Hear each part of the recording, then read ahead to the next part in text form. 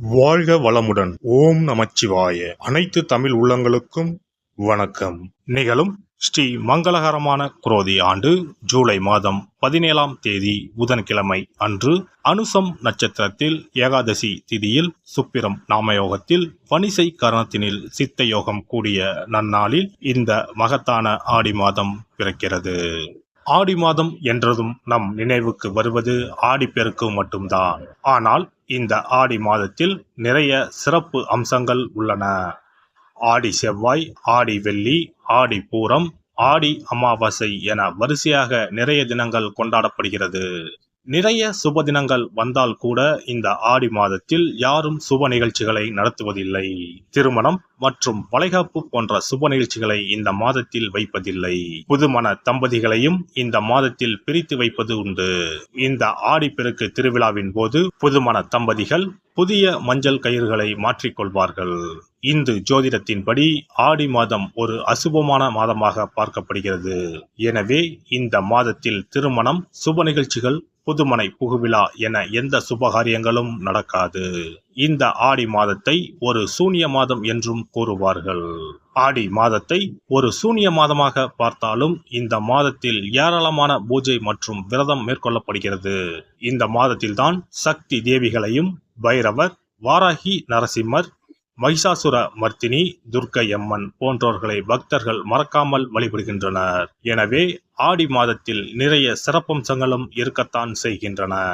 ஆடி மாத கிரகநிலை என எடுத்துக்கொண்டால் ரிஷபத்தில் குருவும் செவ்வாயும், கடகத்தில் புதன், சுக்கிரன், சூரியனும், கன்னியில் கேது பகவானும், கும்பத்தில் சனியும், மீனத்தில் ராகு பகவானும் உள்ளனர். இம்மாத கிரக பெயர்ச்சி என பார்த்தால் ஆடி மாதம் 3ஆம் தேதி புதன் பகவானும் 15ஆம் தேதி சுக்கிர பகவானும் இடப்பெயர்ச்சி ஆகின்றனர். அதைத் தொடர்ந்து 20ஆம் தேதி புதன் பகவான் வக்கிரம் அடைகிறார். ஆக புதனும் சனியும் இம்மாதம் வக்கரத்தில் சஞ்சாரம் செய்கின்றனர். இந்த கிரக அமைப்பினால் உங்கள் வாழ்வில் உண்டாகும் சுப மற்றும் அசுப பலன்கள் என்ன என்பதனை பற்றி காண்போம்.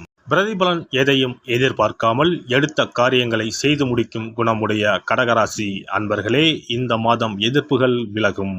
எல்லா நன்மைகளும் உண்டாகும். பயணம் மூலம் நன்மை கிடைக்கும். செய்யும் காரியங்களால் பெருமை ஏற்படும்.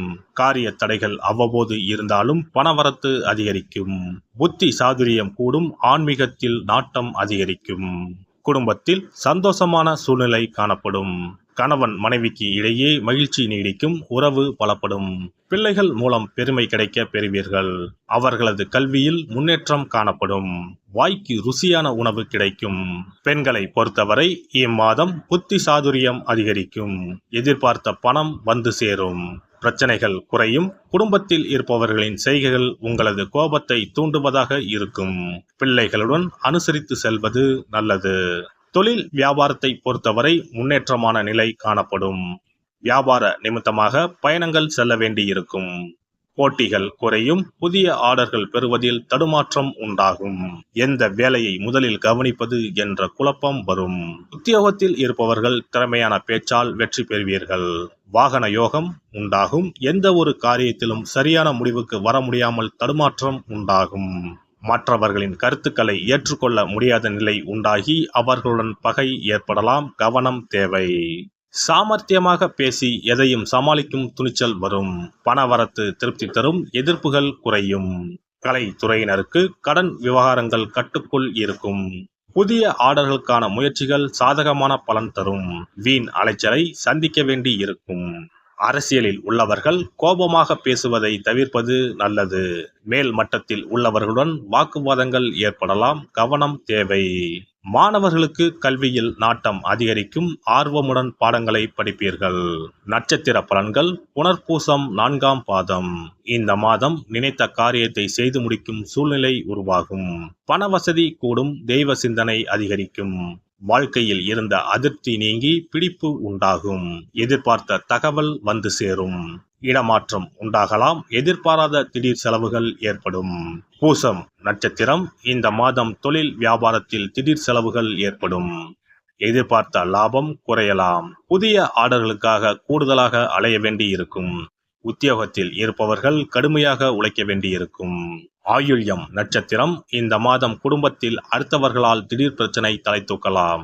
உங்களது கருத்துக்கு மாற்று கருத்து உண்டாகலாம். கணவன் மனைவிக்கு இடையே மனம் விட்டு பேசுவது நன்மை தரும். பிள்ளைகள் விஷயத்தில் கவனமாக பேசுவது நல்லது. அபிராமி அந்தாதி துதி பாடி அம்மனை வணங்கி வர குடும்பத்தில் நிம்மதி உண்டாகும். காரிய அனுகூலம் ஏற்படும். சிறப்பு தொகுப்பு. ஆடி மாத சிறப்புகள் மற்றும் வழிபாடு தொடர்பான சில குறிப்புகளை பற்றி காண்போம். ஆடி மாதத்தில் சிவனின் சக்தியை விட பார்வதியின் சக்தி அதிகமாக இருக்கும் என்பது ஐதீகம். ஆடி மாத அமாவாசை அன்று மறைந்த முன்னோர்களுக்கு பிதுர் கடமைகளை செய்தால் ஆண்டு முழுவதும் பித்ருக்களுக்கு கடன் கொடுத்த பலன் கிடைக்கும். ஆடி மாதம் சுக்லா தசமியில் திக் தேவதா விரதம் இருக்க வேண்டும். அன்று திக் தேவதைகளை அந்தந்த திக்குகளில் வணங்கி பூஜித்தால் நினைத்தது நடக்கும். ஆடி மாதம் சுக்லபட்ச ஏகாதசி முதல் கார்த்திகை மாதம் சுக்லபட்ச ஏகாதசி வரை மாத உபவாசம் இருப்பது குடும்பத்தில் அமைதியை ஏற்படுத்தும். ஆடி மாத செவ்வாய்க்கிழமைகளில் கோவிலில் எலுமிச்சப்பழ விளக்கு ஏற்றினால் கூடுதல் பலன்கள் கிடைக்கும். ஆனால் எலுமிச்சப்பழ விளக்குகளை ஒருபோதும் வீட்டில் ஏற்றக்கூடாது. வளர்பிறை துவாதசி நாளில் தொடங்கி கார்த்திகை மாதம் வளர்பிறை துவாதசி நாள் வரை பெண்கள் துளசி பூஜை செய்து வந்தால் நினைத்தது நடைபெறும். வீட்டில் சகல செல்வங்களும் குவியும். ஆடி மாதம் செவ்வாய் வெள்ளிக்கிழமைகளில் காமாட்சி தேவியை வணங்கினால் திருமண தடைகள் விலகி சுபம் உண்டாகும். ஆடி மாதம் முழுவதும் மீனாட்சியை வழிபட்டால் குடும்பத்தில் அமைதி ஏற்படும். ஆடி மாதம் முத்துமாரியம்மனை மனமுருக வழிபட்டால் திருஷ்டிகள் விலகிவிடும். ஆடி மாதம் சுக்ல துவாதசியில் மகா விஷ்ணுவை நினைத்து விரதம் இருந்தால் செல்வம் பெருகும். ஆடி மாதம் சுக்லபட்ச ஏகாதசி தினத்தன்று அன்னதானம் செய்தால் சகல பாக்கியங்களும் கிடைக்கும்.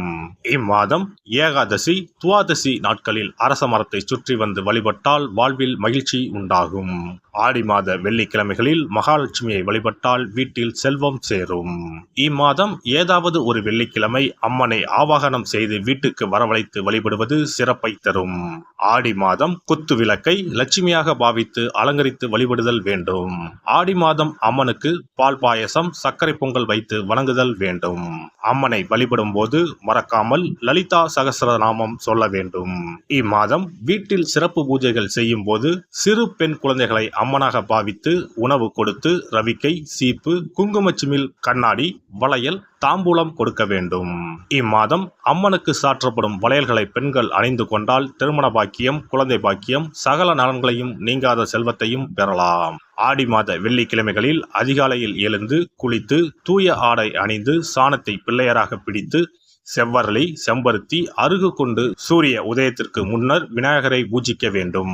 வாழை இலை மீது நெல்லை பரப்பி அதன் மீது கொழுக்கட்டை வைத்து விநாயகரை வழிபட செல்வம் கொளிக்கும்.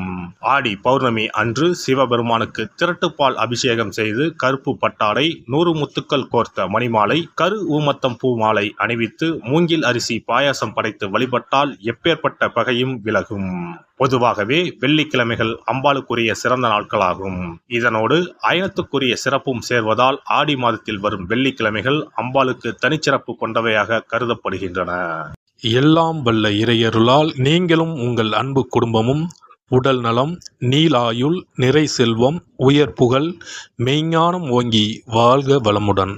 இந்த வீடியோ பதிவு உங்களுக்கு பிடித்திருந்தால் லைக் பண்ணுங்க, கமெண்ட் பண்ணுங்க, ஷேர் பண்ணுங்க, மறக்காம சப்ஸ்கிரைப் பண்ணுங்க, பக்கத்துல இருக்கிற பெல் பட்டனை கிளிக் பண்ணுங்க. நன்றி, வணக்கம். ஓம் நமச்சிவாய. சிவாய நம.